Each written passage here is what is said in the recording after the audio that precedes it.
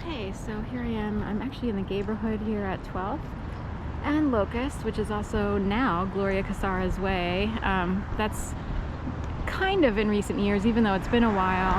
It wasn't named that during my bike accident, but I wanted to describe a section of my bike accident experience, which happened in 2012. And I wound up in a serious bike accident in 2012, as you'll see in other videos.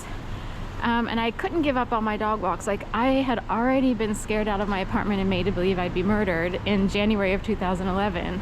I kept being harassed, all kinds of crazy activity was going on. And it's hard to explain the activity because it can seem supernatural. I don't know how it's all done, but I did have someone come along to try to help me understand some of it. They do know it was really bad and highly illegal, a lot of stuff that went on, and it's technically in the conspiracy field, but I still had a dog to walk named Aida, a German Shepherd, who lived in this building, the Cosmopolitan, which has a jagged edge here like a buzzsaw.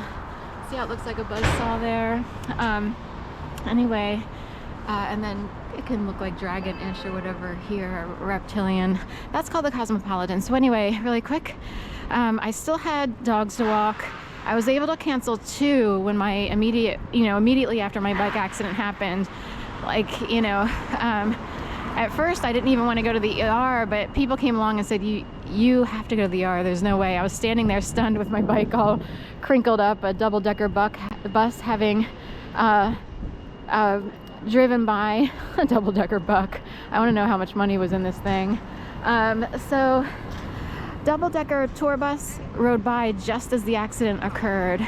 So anyway, I was able to cancel 2 dog walks. I was overloaded that particular weekend. A client of mine who was intermittent had 4 walks a day for quite a few days. That it was like like over a 4 or 5 day period, I was walking one of my clients 4 times a day. And then I had all my regular load, and I was up to 11 or 12, maybe more, dog walks. This used to be a Cozy. It wasn't a Starbucks at the time, but now it's a Starbucks here at this corner. Anyway, I'll show pictures on the video, but so I would walk. I would still come out, and I think Aida might have been on Saturday, and say the accident happened on a Friday. I can't remember exactly. I just know that fortunately on a Sunday it was very light, so I was able to try to recover at home on a Sunday with only a few dog walks, as opposed to like 11. But anyway, so I walked Aida, the German Shepherd, really cute German Shepherd, and Courtney Powell, really nice guy. He was actually a nice guy who I liked. I think he's moved since and lived there for a while. He pursued higher degrees in nursing. So anyway, so I'd walk around here. Here's a Forest Theater. Right now they have a Neil Diamond musical, A Beautiful Noise. So that's been here. A Wendy's used to be over here where there's fencing now.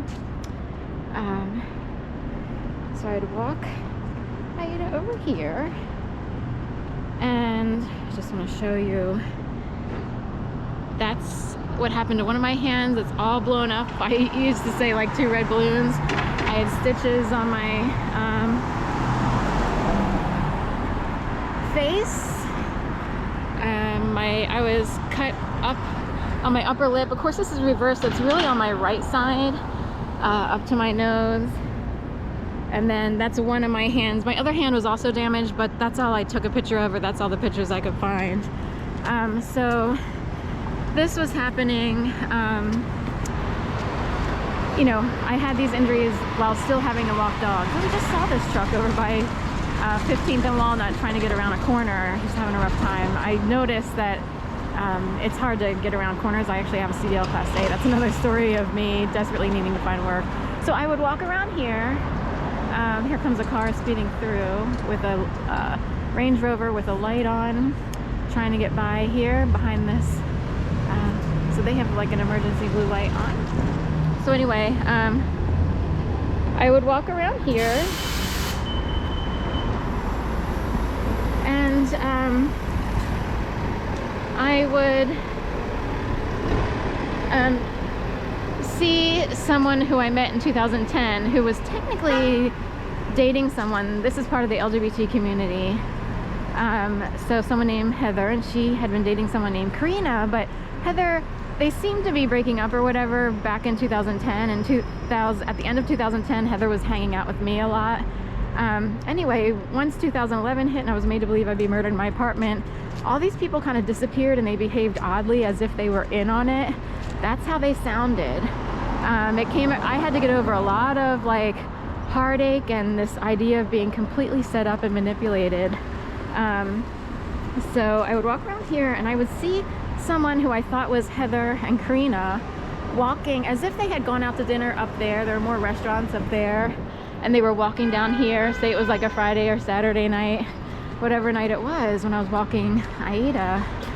And all of a sudden I heard, and this is me walking around looking like this, Heather would act like a victim as if she were harmed.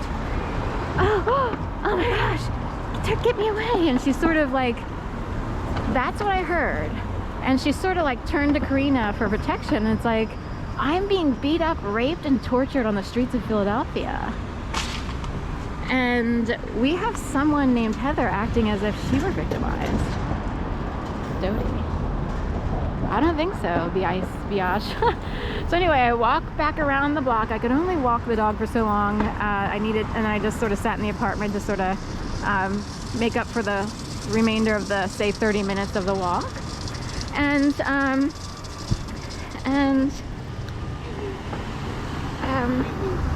sorry. You want me with a cup of coffee? I don't need no money. Oh, sorry, I can't.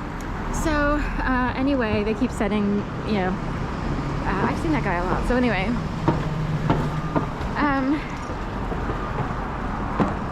so I walked around back to the apartment and I was so fuming over the fact that I just seen who I believe was Heather and Karina acting as if, you know, and maybe they were told to come down there, like, get a look at Sharon because she just had a bike out. I wondered that. I don't know if they really, I don't know how that all came to be, but I wondered, and it makes you like feel like you're exploited and everything by a bunch of losers who try to rape and murder people for a living.